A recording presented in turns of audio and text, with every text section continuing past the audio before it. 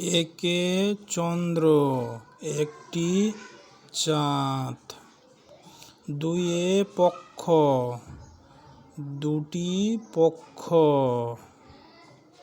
তিনে নেত্র তিনটি চোখ,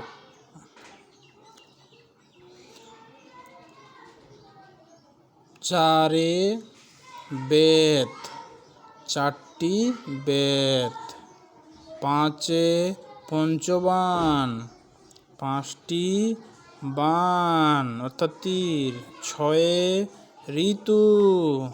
ছটি ঋতু, সাতে